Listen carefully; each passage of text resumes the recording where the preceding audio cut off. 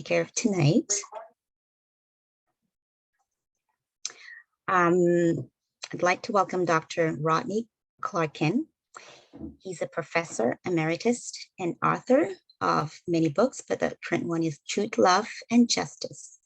He will talk about love, the most powerful force in the universe, and how the great educators of humanity have taught us to use this power to benefit all and advance civilization.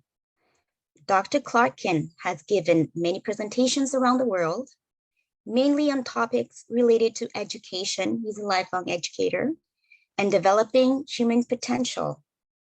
And he also speaks Swahili, am I correct?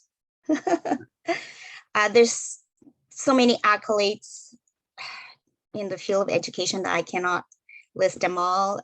If you look up in Dr. Clarkin's LinkedIn profile, I think it's like 3 pages long. But we are so pleased and happy that you are our guest speaker tonight. There will be questions at the end. So please kindly stay on mute. Dr. Clarkin, welcome, and the floor is all yours. Thank you so much. It's wonderful to be with you. And it's interesting you mentioned I speak Swahili. I'm very bad at languages, but when I went to Africa when I was 23 with my wife to teach, we were teaching school, but we were also teaching the Baha'i faith. There are no missionaries in the Baha'i faith, so we went on our own. We had actually been teaching on an Indian reservation before that in the United States, and our motivation really was love to go there, love for these people. And, I went to Africa with the idea that I'm American, you got an education, all of these things that I'm going to give to these people. I'm coming to maybe save them, to serve them, I would put as my language, but in some ways, my thinking was more to save them. And the thing I came away from Africa is they taught me so much more than I ever could have given them. They gave me so much more. And one of the things they gave me was this sense of love.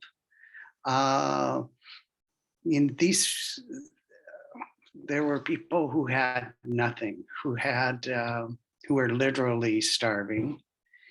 I remember being in one village. I was traveling about the country, and I would go from village to village, often hiking or catching bus rides because it was in the bush. And I arrived in this one village late in the evening, and so you would go into the huts where there are fires burning, and they had cooked a meal, and they didn't know I was coming. I, of course, didn't have any way of letting them know, but they had had just their little meal, and it was a head of a chicken that was boiled with some ugali and things, which is a cornmeal. And because I was the guest, I got the head of the chicken, which I didn't know. It was dark, I couldn't see. But when I ate it, I could tell the comb and such. But again, this is just as an expression of their sacrificing. They're preferring their guests. They're preferring the other person over themselves. I mean, I could go back to the city. I could go back and I could eat. And these were people who were very in very much hardship. As I was walking the next day towards another village, they had butchered a cow, and a lady was going off with the head of the cow. And someone stopped her because the cow had somehow been diseased, and that this would spread the disease. But the love that they showed me was something I needed to learn, and I still need to learn.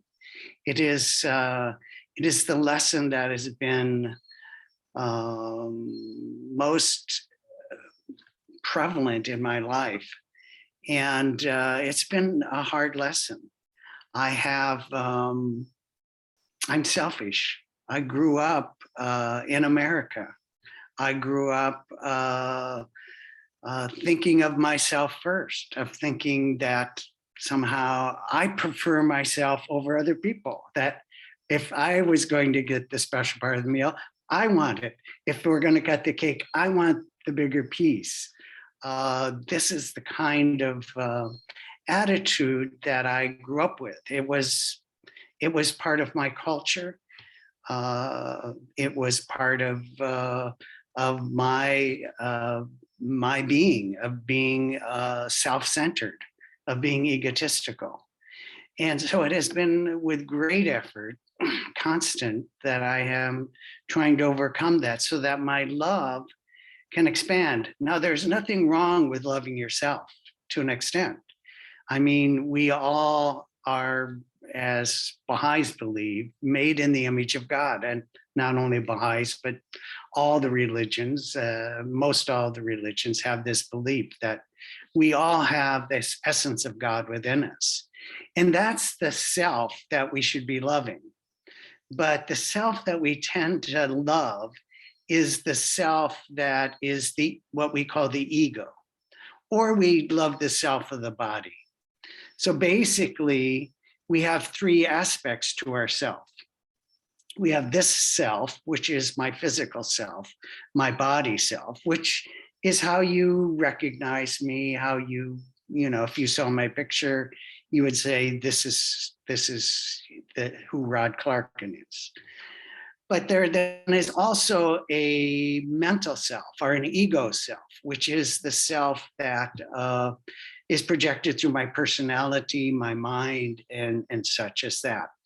And again, through our language and words and actions, we become and get to know that self. But we also have a spiritual self, a soul, which is independent of this body. It's connected to this body, but it is not this body. This body is just a vehicle for that soul to develop in this world. And the problem is when we get confused about who we are, that this is my reality, that this is my essence, and this is what I love, and this is what you should love, and that I spend all of my time making this more attractive. That's when it becomes a problem, when it's lost its balance, when it's not in order of the soul, the mind, and the body. What we have predominantly is people love their bodies first, then their minds, then their souls. And so, for instance, if I'm hungry, I am going to, and this is an animal part of me. Our bodies are animals.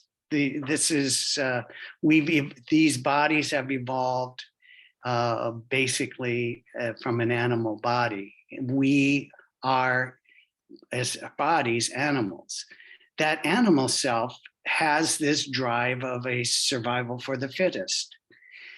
This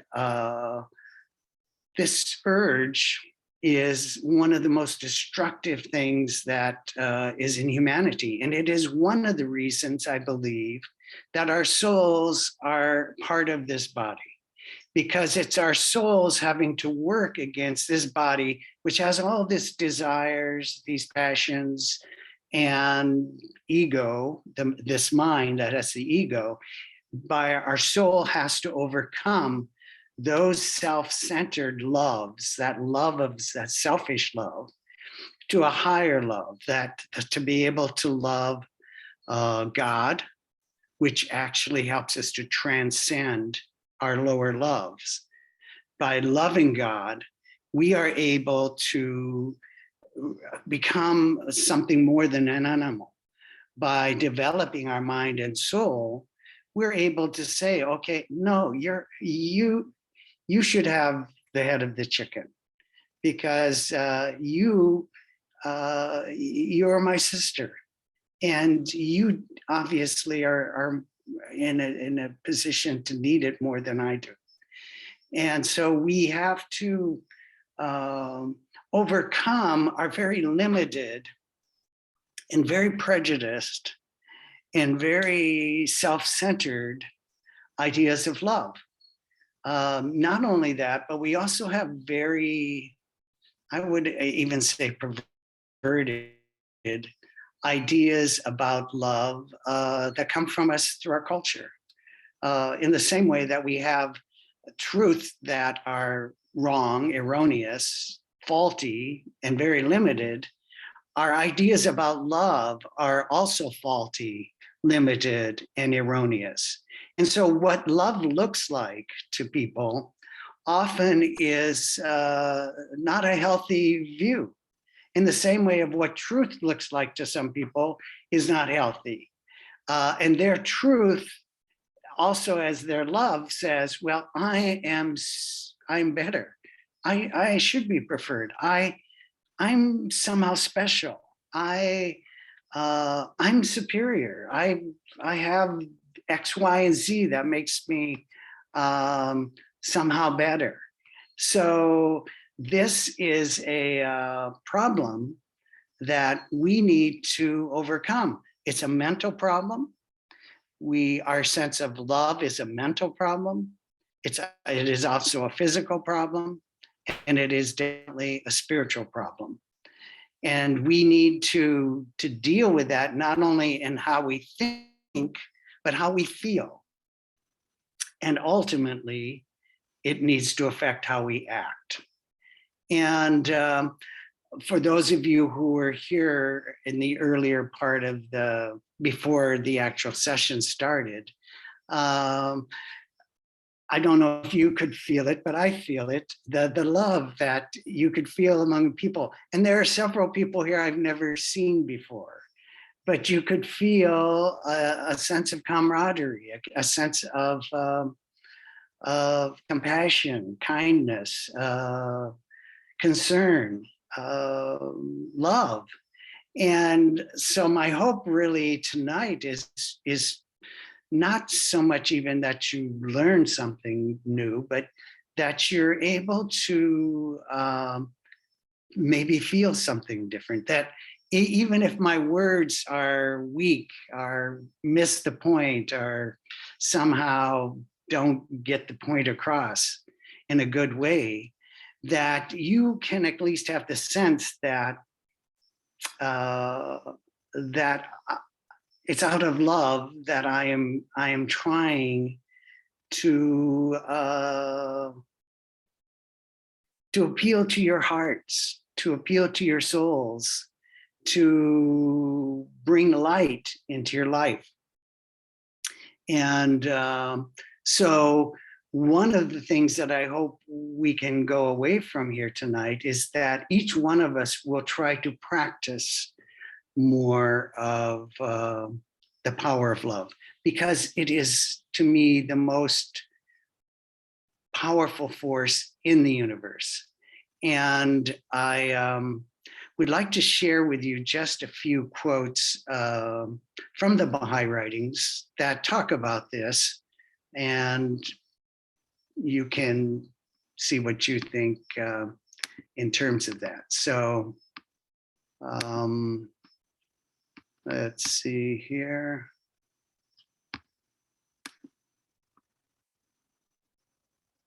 Come on. Sorry. I'm not very good with technology. Oops.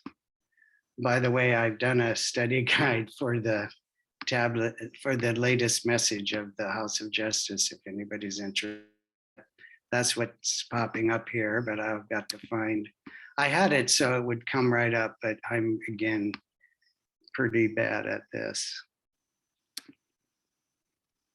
All right. This is just one passage from the Baha'i writings. It's actually from Abdu'l-Baha, who was the son of Baha'u'llah.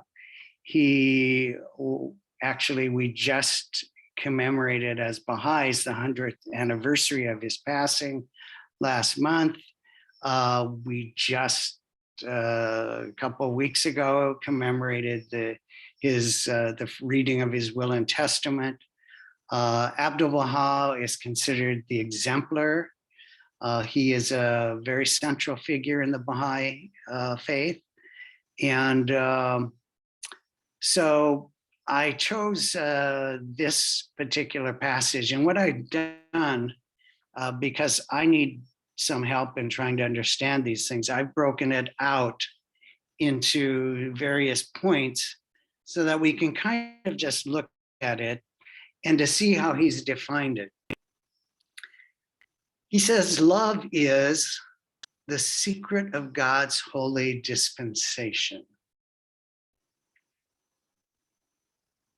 And again, I'm going to kind of go through these rather quickly, and then I'd like to stop and leave these up here and have an opportunity for us to kind of chat, share ideas, and ask questions, make comments related to this, because this basically is a very different definition than if you go online, which I actually did, and I actually typed in love is and looked at all the different quotes that are popular about what love is.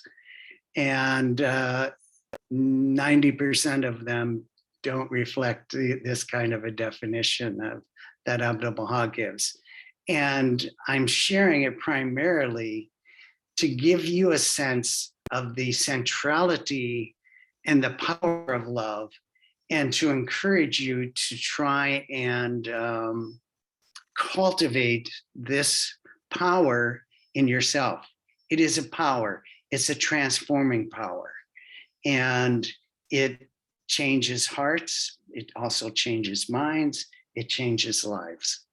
So he says this is a secret of God's holy dispensation. And I'm going to just comment a little bit, and then later on you can comment. But it's interesting, the secret of God's holy dispensation. A couple years ago, or probably a decade or two ago, I'm 70, so they all start melding together here for me. One of the most popular books and kind of a movement, it was called The Secret. And really the secret, if you break it down, is the law of attraction. And really, I think that is what love is. Love is attraction. We are attracted to hopefully healthy things.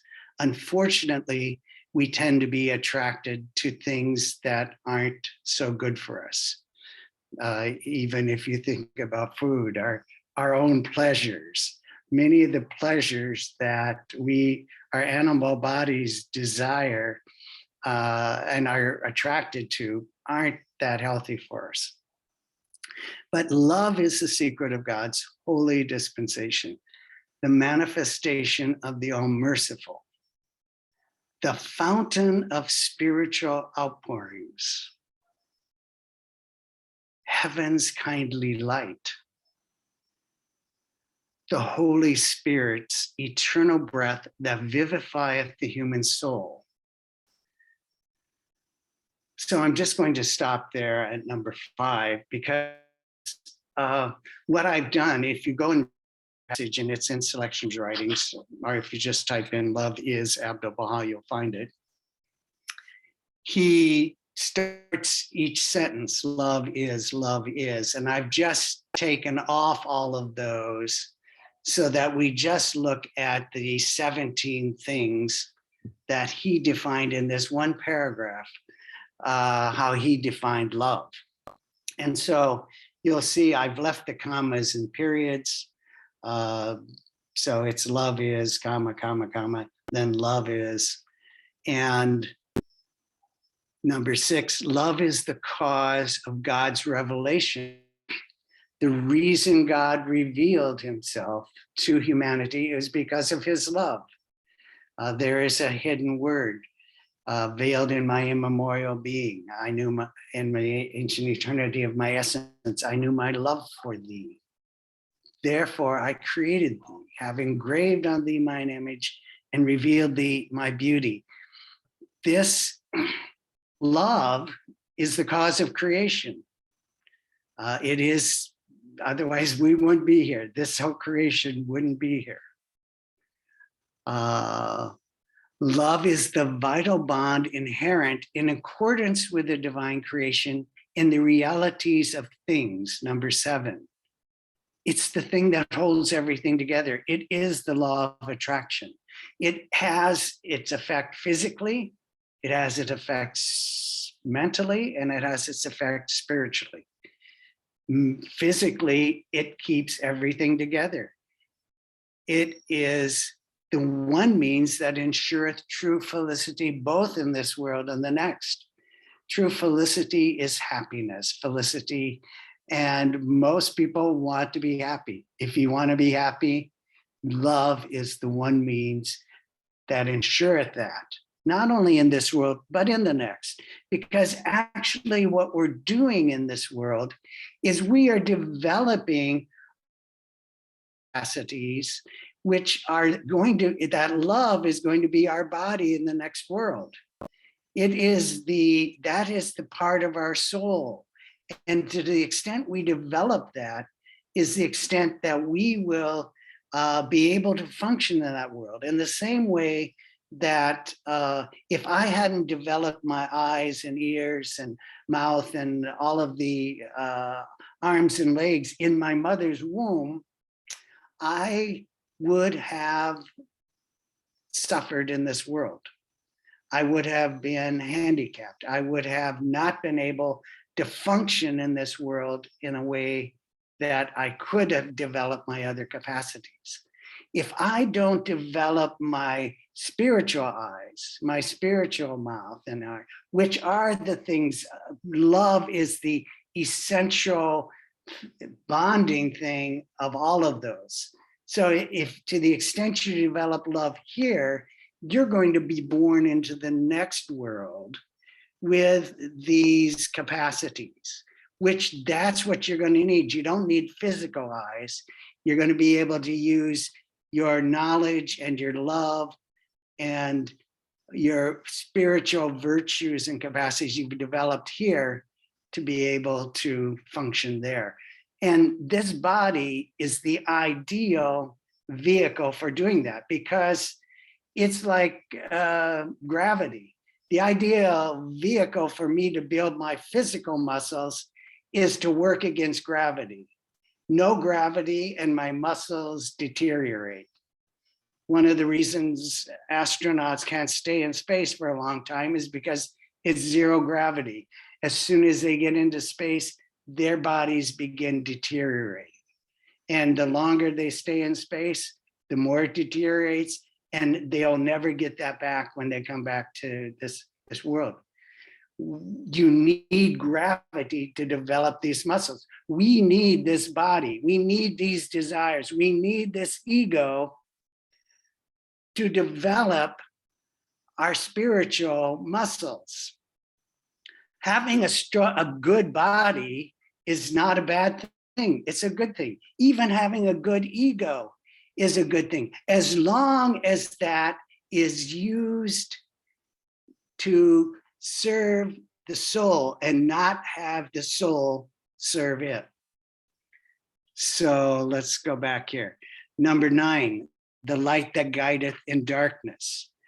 10, the living link that uniteth God with man, that assureth the progress of every illumined soul. There's another hidden word, which the hidden words is just filled with love. It is love, love, love. Every verse is love. And one of them, this living link, God says, love me that I may love thee. If thou lovest me not, my love can in no wise reach thee. Know this, O servant. He says in 11, it is the most great law that ruleth this mighty and heavenly cycle. So if you have to decide, okay, what should I do here? Think about, okay, what would be the loving thing to do? If I love this person, how would I act towards them? If I had love in my heart, how would I be different? Those are kinds of questions that can help you bring yourself to account when you're having to make decisions, because we have been so taught to be critical and judgmental that we don't look to the law of love. We look to the law of survival of the fittest more, well, me first, then that's the law that we're abiding by. And it's because we abide by that law that we see all the problems that are facing humanity right now. That is the most great travesty facing humanity. Number 12, the unique power that bindeth together the diverse elements of this material world. It keeps everything in the world together. So this is something physical. I mean, we are talking about love, but physically, that love has a physical expression, and that expression holds together the elements. It also is in 13, the magnetic force that keeps the spheres moving in the realms. There's a saying that love makes the world go round. Love makes all of the spheres go round. It holds all the spheres together. So that's one of the saying that love does relate here. It revealeth with unfailing and limitless power the mysteries latent in the universe. It is the spirit of life unto the adorned body of mankind, the establisher of true civilization in this mortal world, and the shedder of imperishable glory upon every high aiming race and nation. So I'm going to leave this up here for a second, and I'm going to invite, and unfortunately I can't see everybody, but if, I don't know, Farouz or Mong, if you could kind of see if people have raised their hands or if somebody wants to just jump in now. If you can send a chat, and then I can call on you, because I think if we pull up the full screen, we will lose the what's on right now. So if you would like to comment, or just please type your name in the chat box. All right. And while you are doing that, I just want to go back to this idea of love as a power, because how do we know what love looks like? And that's part of the problem we have in this world, is that we each have a different idea of what truth looks like, but we have even more different ideas about what love looks like. And that's why we often have so much interpersonal problems, because we're thinking, well, if they loved me, they would have done this, or they would have said that, or this other thing would have happened. So we have to realize that what we think love looks like is limited, and it is faulty, and it is very culturally biased.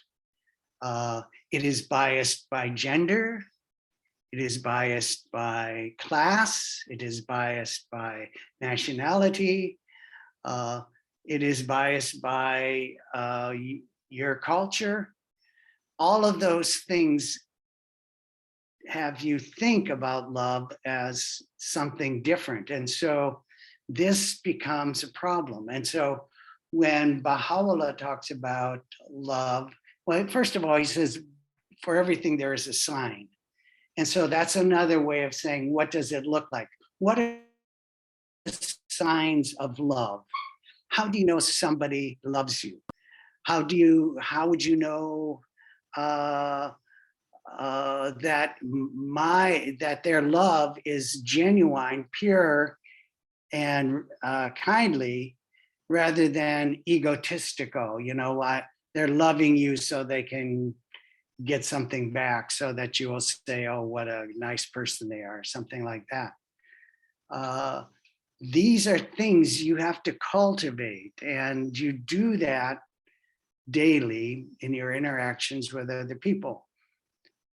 But you cultivate it also by interaction with the Holy Word, with the Word of God. Because what we're taught love looks like is very, for instance, in the West, and I'm speaking as growing up in America, having been in America, and though I've lived in Asia, Africa, Europe, Caribbean, and the Middle East, love is often sexualized in the United States. So they take love and make it a body thing. It's about your physical beauty, and not only your physical beauty, but your physical sexuality, how sexually attractive.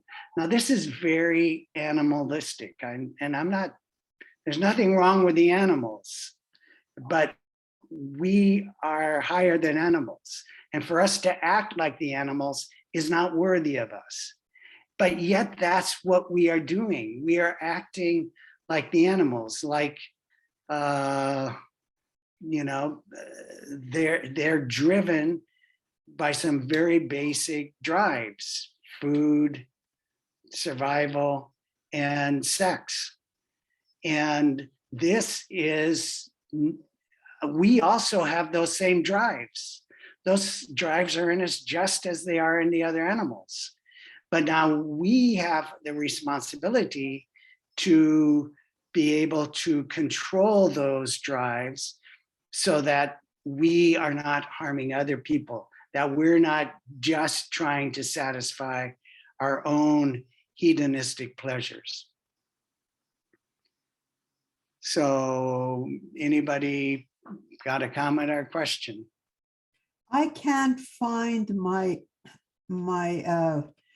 chat. So may I ask the first question? Sure, go ahead first. Yeah, I just wanted to say that as far as a mother is concerned, a mother is willing to sacrifice anything for his child. And so would I be considering it a sign of love? Well, I think it is a sign of love, but and again, first of all, I'm just giving my opinions here. So many people here have actually taught me about love. And one of them is Farouz, who asked the question. She is a person who has inspired me to try and be a more loving person. She was given the title Mother Love where we were living. And that is a title that I think she is deserving. And it's a title I think we all should try to aspire to be mother love, father love, brother love, sister love, whatever. We should be these embodiments of love, so that when you see or you even think about these people, as there are several people here who I've learned about love from them. When I see them, when I feel them, I feel love. I love them. And partly because they have loved me and helped me to become a better person. And that's what I hope we can all be doing for one another, and to keep that going. So I just want to preface all of this as I don't know. I'm not a very good person to be speaking about love, because I'm so much trying to learn it. I'm so much trying to be better at it. But I think partly this mother love, again, one of the ways we can compare it is we can look to the animal kingdom. Well, do animals have this same kind of instinctual drive? And in many mammals, that is there also. They will put the mother will protect their baby at all cost. And having grown up on a farm and having lived in Africa in the bush, you do not want to get in between a mother and their baby, especially if the baby is in some distress. You are in trouble because that animal will do everything to protect their baby. So part of it is instinctual, but what part is, it doesn't matter. The point is it is a healthy thing. Obviously, it has helped humanity to develop and all these animals to develop. That love, though,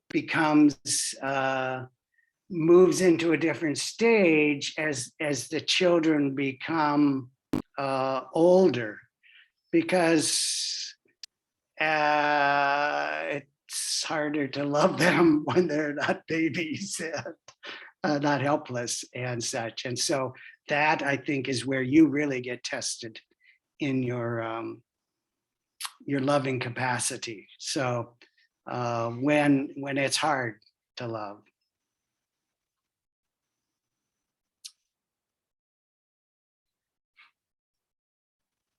Anybody else?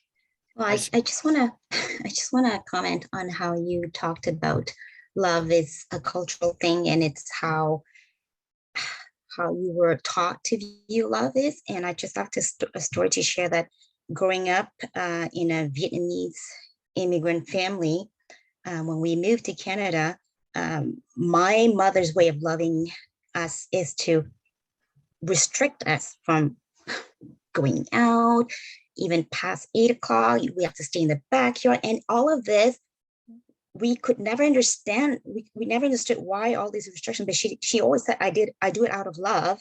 I don't want you to get in trouble. I don't want you to get hurt. But as a young child, when I see my friends and I explain to, oh, I cannot leave my backyard because my mom wants to protect us, she loves, and they look at you like, are you crazy? My mom's letting me out. And that's what love is. It's not restricting. Yeah. And so here I am in Canada with my own kids because of what I'm taught about mother's love. Yeah. I'm very conflicted. And at times with my 3 girls, the same, I put down all these rules, these restrictions, and they grew up in North America, and it's been very hard for me to try to balance, this is no longer, I've learned love from my mom.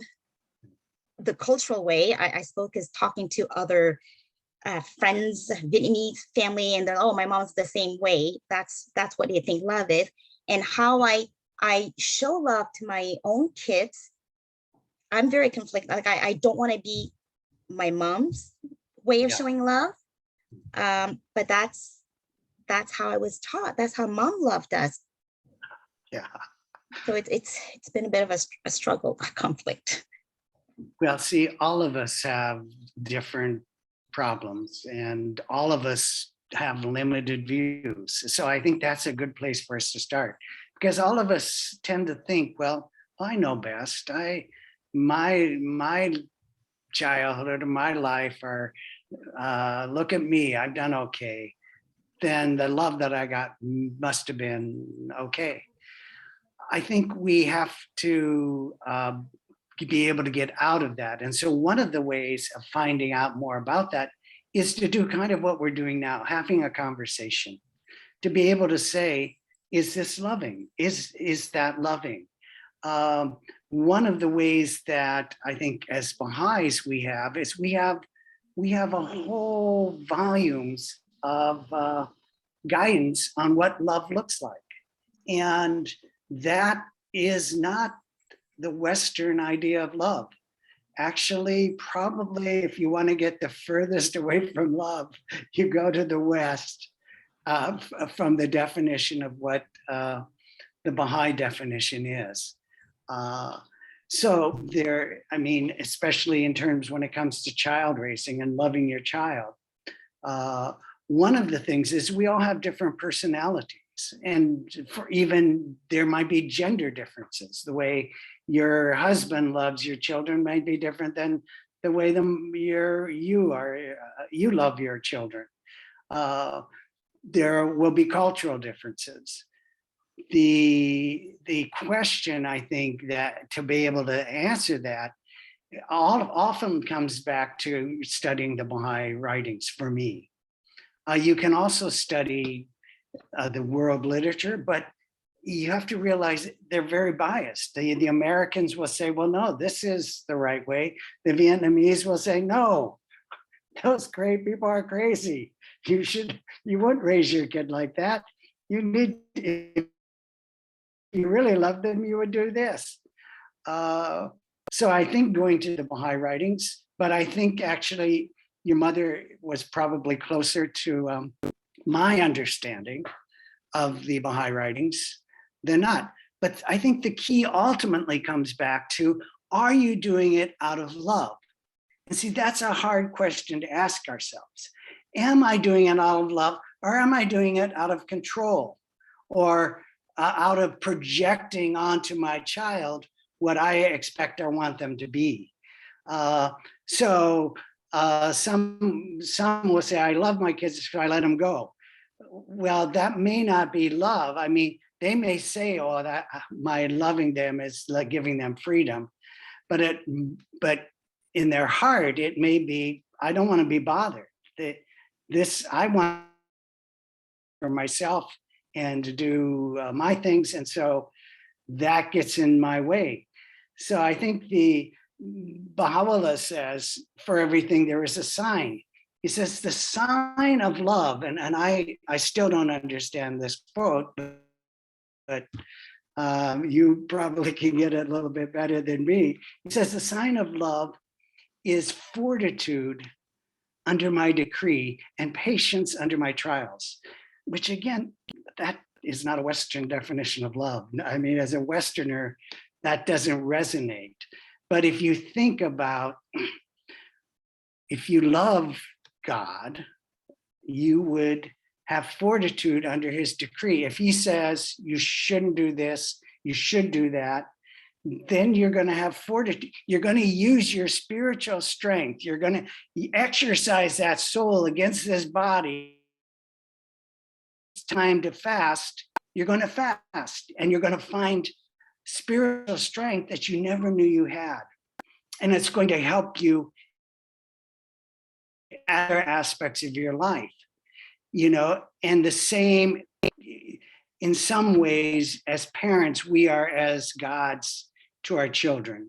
And it is a metaphor that has some power. And so they have to have fortitude under your decree and patience under your trials, because you are going to try them. And it is through these hardships, it is through suffering that we grow. It is through the suffering that your true love is shown. The fact that you are suffering, trying to think, do I do X or do I do Y, to me is a sign of love. If you didn't love them, you'd say, just don't bother me. I don't care what you do. I don't want to be bothered. But the fact that you are concerned shows love. So sorry if I. May I? May I? Yes, please. I see love more holistically. I see the love of God more as learning to love his humanity. And I find that often as parents, we think that we own our children. So we want to protect them against everything. And then Abdullah talks about raising your kids in hardship. That gives me an indication that kids have to learn through their own experience. I have learned that when children are young, parents are gods. Then they Yeah. become teenagers and parents are pits. And you say it's morning, they say, no, it's night. You say, don't do this, they want to do that, whatever that you say, you don't. And then they get married and have a child. And then they say, oh my God, how did my parents do it? And they get a sense of what the value of what parents did. And of course, as parents, we are human beings and we make mistakes. Yeah. I think it's very important that there should be a question of take and give and take, any relationship. I think this idea of romantic love comes from the age of romanticism that came out of Europe and the paintings. And we are under the impression that you walk down the street and you look into somebody's eyes and you fall in love, and this is the person for you. Of course, the writings tell us it's more than that. So I think it's a combination. There has to be an attraction. I think the love of mother or father is something that happens when you get pregnant. Suddenly your attitude towards children changes. I mean, I grew up saying, oh God, I never want to babysit. I don't want to take care of children. I don't want to be bothered. And then we had a baby, and that this baby became the focus of our lives. And everything we did was for that child, sort of thing. But I think there comes a time that you have to say, all right, I have made my own mistakes. And I've learned, and I can't protect this child for eternity. I used to think it was the age of 15, because the writing says that the age of 15 is age of maturity. You can fast, you can say your obligatory prayers. So I used to think, okay, my kid is 15, I'm gonna let him do it all. And of course, my husband didn't agree. Ron said, no, it's not true. And so we kind of look at it. So we started having consultations with our kids. And then we said, okay, now you can make a decision, but you have to live by the consequence. So I think it's a learning process. But I think relationships, I think love of God is really love of humanity. Everyone you look at has to bring love of God into your heart. You must, and every child in the world, this is what I learned in Africa. Every generation is the parents, the other generation is grandparents, and every child is your child. And so I think it's very important that we have this love for humanity if you really believe in love of God. Sorry. Yeah, and I think love is an evolving thing. Love looks different when you are a child than when you're a teenager, than when you're an adult. And I think going back to kind of fortitude under degree and patience under trials, one of the Baha'i laws, our teachings, but it actually is a law of marriage. And that's hard. It is fortitude, and it is patience. And a lot of people nowadays are choosing not to get married. And the second thing is having children. Those two things will help you get out of yourself. If it doesn't help you get out of yourself, then both your marriage and your children will suffer. But if you can't evolve into a higher form of love, that egocentric love is okay when you're a child. But to be an adult and still have that egocentric, be lost in that egocentricism is not very healthy. So I saw Diana, you had your hand up, but it's down. Do you want to say something?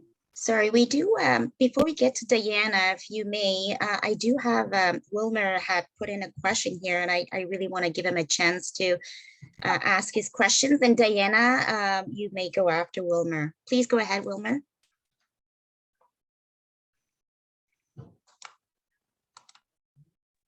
Yes, hi, good evening.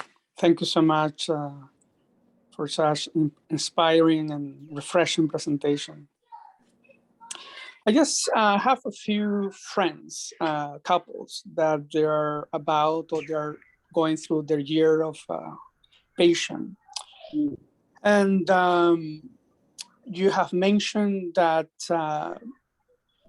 there are certain activities, there are certain things that you can do on a daily basis, regularly, and so on, that will help to perhaps for this couple for love to appear again, to flourish again. So I just want to know, what do you recommend, what you have seen effective or that could work for couples that they are at this stage? And I know that perhaps it's not meant to be, but I believe in the power of love. So I just want to hear your opinion. Thank you so much, Mr. Clarkin.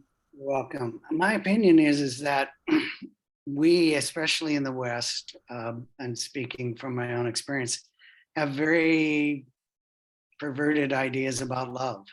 And we enter into marriage with very limited and faulty conceptions about what love should be and what marriage should look like.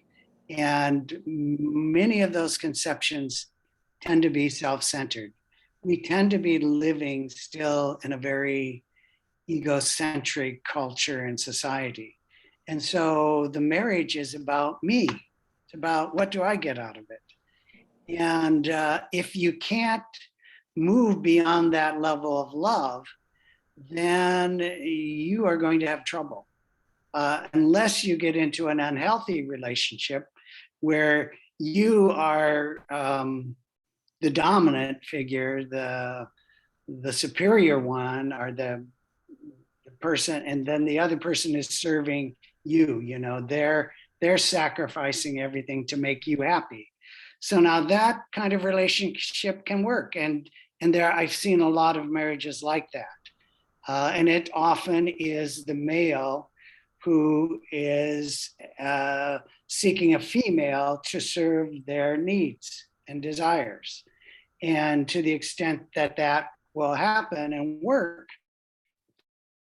they can go on through life okay. What happens is we tend to grow and mature, and our sense of love then changes.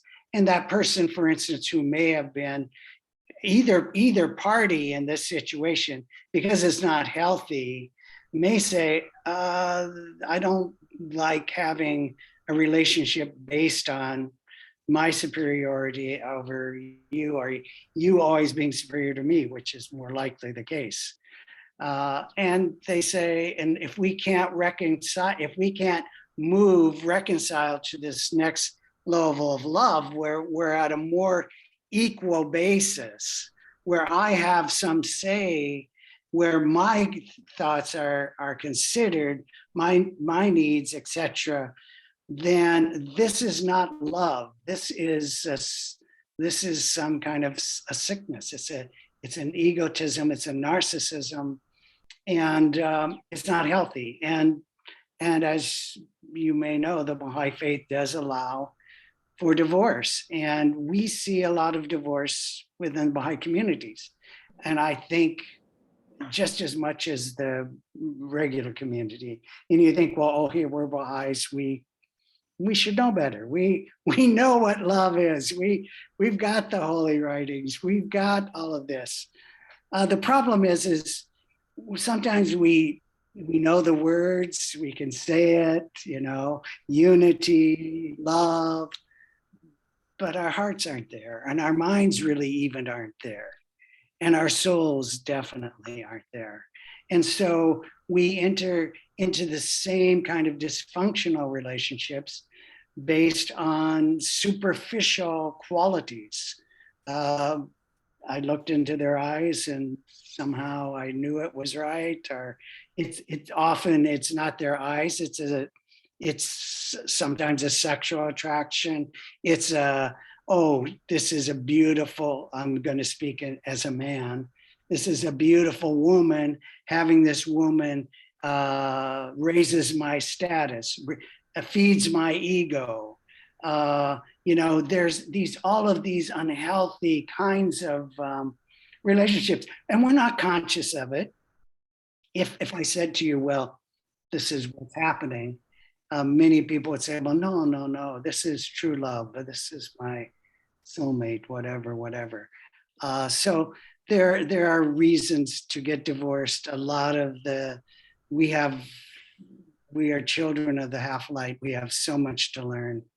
And that's why I'm hoping somehow our having a conversation about this fear opens it up so that we don't feel like, oh, well, we're Baha'is, we've got it, we know the answer.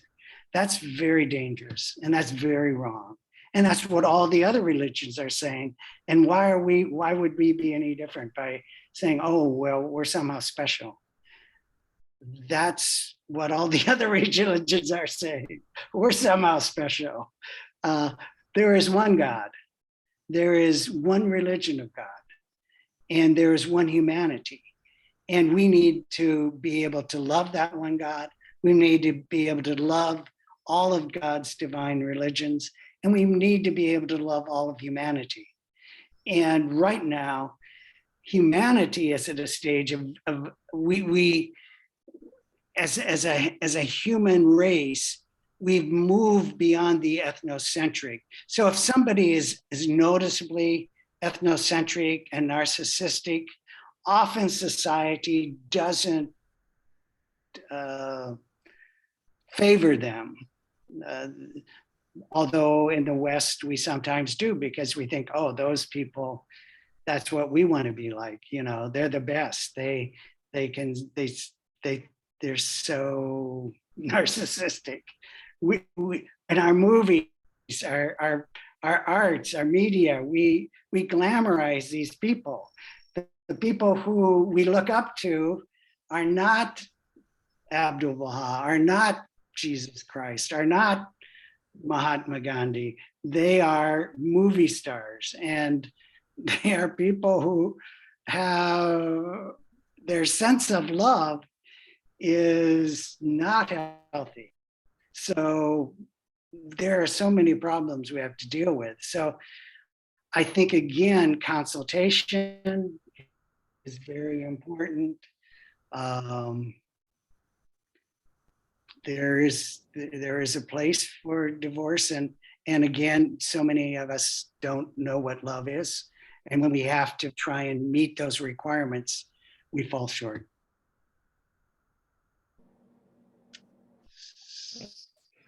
Thank you. Before we're a little bit past our time, Diana, if you'd like to, if you have your question and you still want to ask, please go ahead.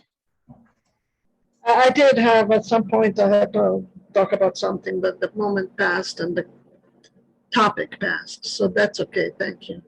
Very good. So I guess the time has passed. So it's been lovely, if I could say so. I hope you have felt some love. I hope that something that we've shared and talked about, if nothing else, those words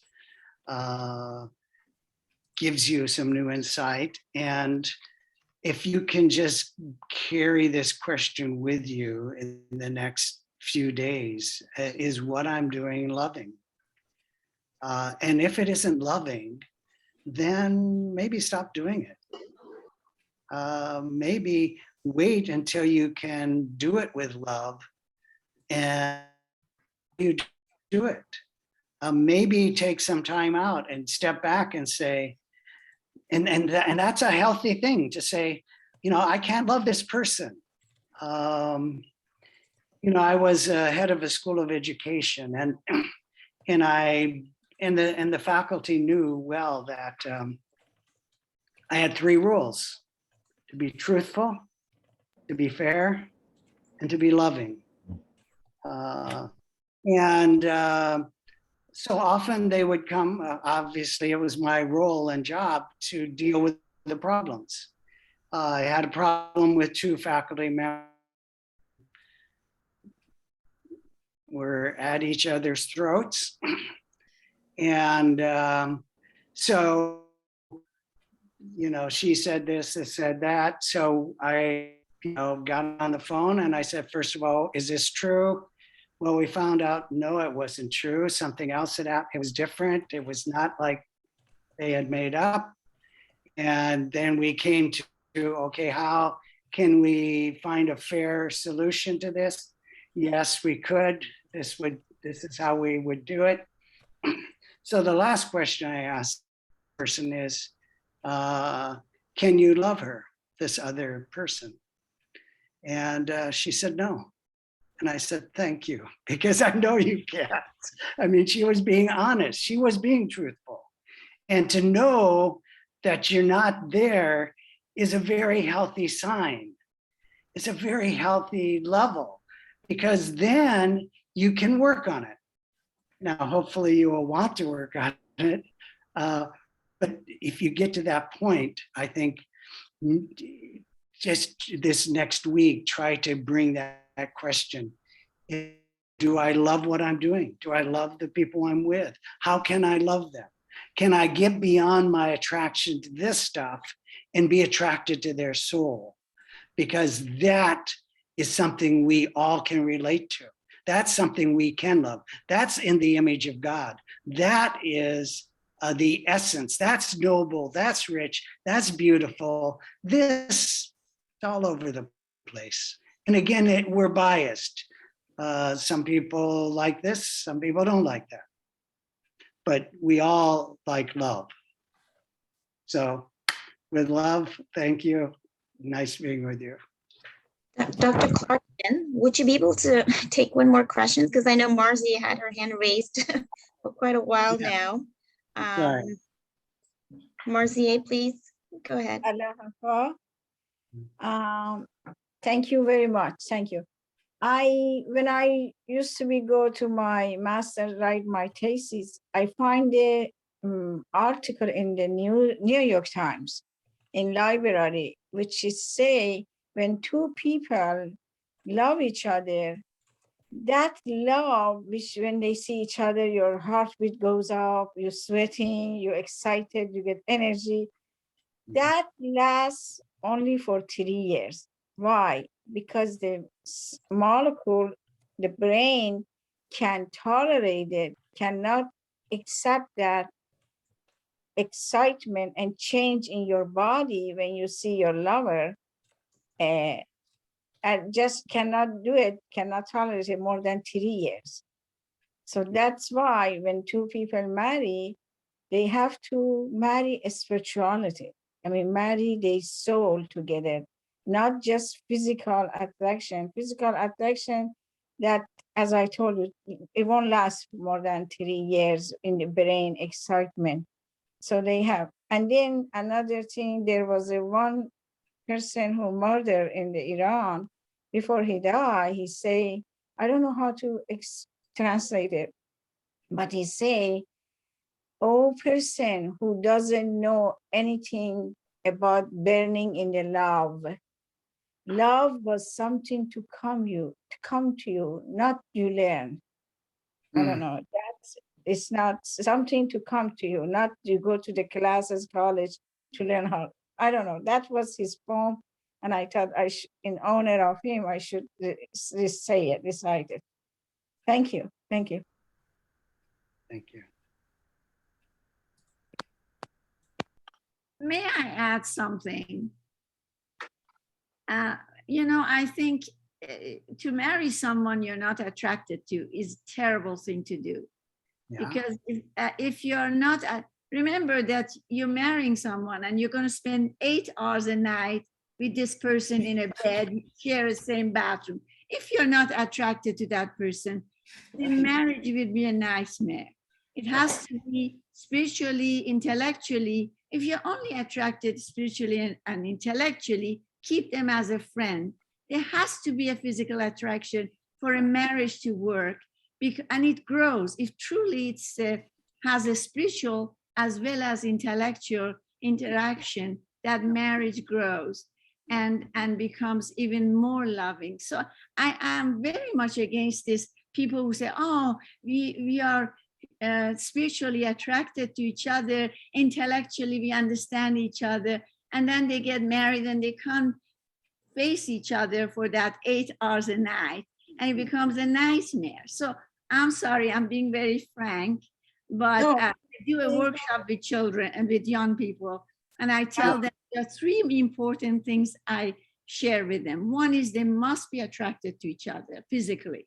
Yes. That they must be committed to the You should institution be of marriage. attractive to each other. You should They be have to attractive be- to each other. yes. But that And they have- excitement, Yes. the brain can accept that excitement for But 3 it has to years. go beyond that. You have to be committed to the institution of marriage, and you must have a higher goal.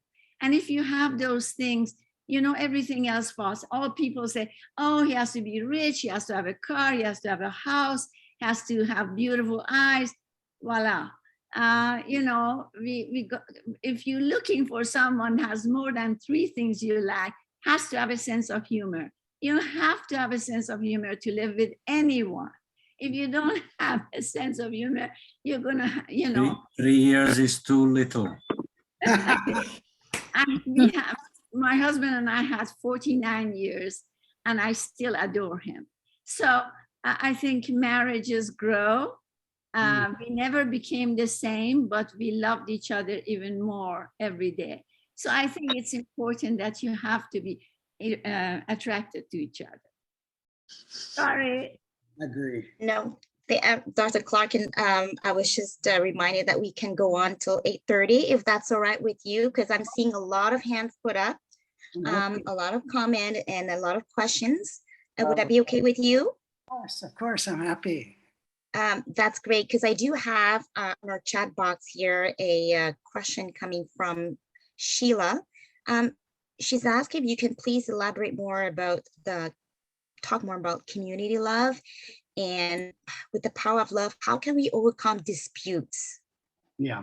And how can we, well, there's like multiple questions. I'm just going to go through all of them. And how can you find love for someone who has entirely different views? Now, that's a very interesting question. Well, see, again, I think there's love of body, there's love of mind, which would be the views and culture and things like that. And then there's the love of the soul, which transcends all of those, to be able to see that aspect of a human being. And we have to cultivate that. I wasn't raised to see that. I was raised to see a body. You see a body and it's attractive or it's not attractive. You're making judgments. Oh, that's somebody I like, or that's somebody that they're not cool, or they're something else. We are programmed to make those kinds of judgments based on superficial aspects of a person that have nothing to do with their character. And it is very harmful. It's very divisive. We see this in the world today. We are world divided. There is no unity. Love is the key. We were talking about how love is the bond for all the material. Love is the bond for people. Love is the #1 principle in a community. In my book, I write about truth, love, and justice, these 3 virtues, and how you have to balance them. And I say that truth is a primary virtue for the individual, that you need to independently investigate truth. Love is the primary virtue for the community. That's the dominant virtue. In other words, if you have a truth, then and it goes against love, you should go to love first. Love should be the first thing. And if you're on an institution, justice should be your #1 concern. You have to weigh all of them, but if the individual is doing justice and institution doing love and this, it doesn't work. The way those 3 work together is by balancing those 3 qualities. And so always in the community, the #1 quality is love. And just the first hidden word is possess, my first counsel is this, possess a pure, kindly, and radiant heart. Now just think about it. I mean, just look at all the faces here. Can you see some that feel radiant? I mean, do you feel some radiant hearts? Do you feel that some of these faces are kindly? There's a purity. These are the things you need to cultivate, and it's not easy. That's why we have a community. The hardest people to love are the people that are closest to you. That's why we, I mean, the biggest problems are in families and in communities. And Yogi Effendi and the writings are filled with guidance on this is the major challenge. And if the Baha'is can't do it, what hope do we have for the rest of humanity? We've been given, you know, all this divine guidance. And if we can't create this unity, who are we to be talking to other people? This is the true test. And this is why people are attracted to us. They're not attracted to people who are smart or this or that. They want people who love them. And people don't care how much you know until they know that you care. And once you care, everything else works. Once you show kindness, compassion, there's 100 synonyms or 100 virtues that revolve around this key idea of love. And just be polite, be courteous. All of these are expressions of love. Be generous, be hospitable. You just go down the list, look at all the virtues. So if we need to do more of this in our Baha'i communities. We need love, and we won't grow. And we'll be replaced by somebody else who will love. Rod, I asked this because I had the most wonderful opportunity to grow myself. Yeah. And that was, I'm part of a community organization, and there was some disputes going on, and I misread what I thought was happening. And it would be very easy for me to have just left. If this is how you run this organization, I don't want to know. Yeah. And that was my first response. But then I said prayers, and I thought, what would Abdul Baha do? He would not turn his back on this situation. He would stay there and try and introduce to them a different way of looking at things, a different way of accepting a reality. And I mean, I'm still in the process of doing this. and that is why I feel that we've talked a lot about love between two people, but there's an awful lot of other aspects of love. The love I'm going to show somebody who don't even actually, I'm not sure that they want to know me at this present moment, but they don't have any choice because we're on the same committee. But also I'm thinking of the love that when your kids do grow up and go, you have to leave them. Love is a form of, to me, love is a form of detachment, and that is a gift. And that almost seems like the opposite to what we're talking about, but it was my experience, and the very fact that I know I have grown because I didn't say, I'm out of here, get on with it. I'll stay and see, can I do something or not? And then I'll decide whether I'm in or out of that situation. But thank you for sharing. I just wanted to talk more about, I won't say overall love, but there are so many aspects to love. Well, and I think the same is true then if you go to the marriage and family, what we're talking about, it's hard. It's very hard to do that. And because people will try you, and it is only to the extent that you have commitment, that you will have fortitude and patience, that shows love. But love isn't letting people do what they want to do, isn't letting them be mean to you. And one of the lessons I had to learn was, having grown up in a Christian background, this idea of, turning the other cheek, letting somebody just slap you up a bit. Part of, and I would just say, well, I'm being loving. Really, when I interrogated a little bit more, I just don't want conflict. I don't like conflict. I grew up where I tried to avoid conflict, so I would appease people. But if I really love them, I would say, no, you can't do that. You can't treat me that way. Because we can't have a relationship if you are going to keep slapping me around. Mhm. I can't if I could turn the other cheek and smile, maybe, but I'm turning the other cheek and feeling resentment.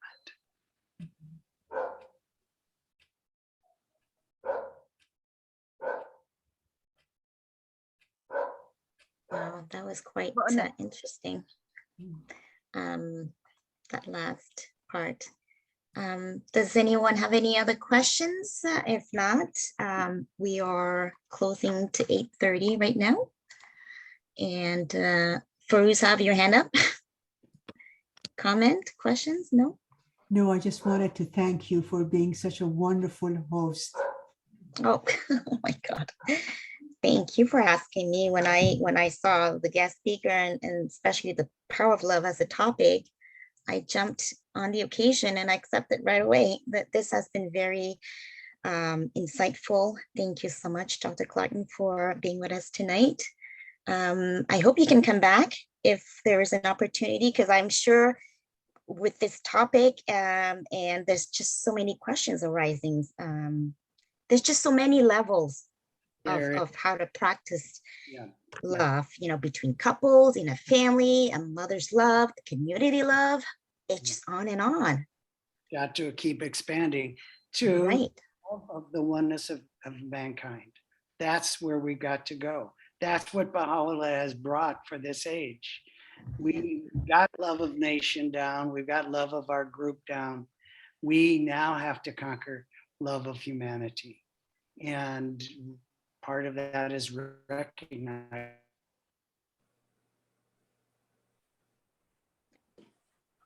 And I think, oh, you just froze it for a second. Thank you so much. If you would like to be, if this is your first time attending the community Fireside, and you would love to be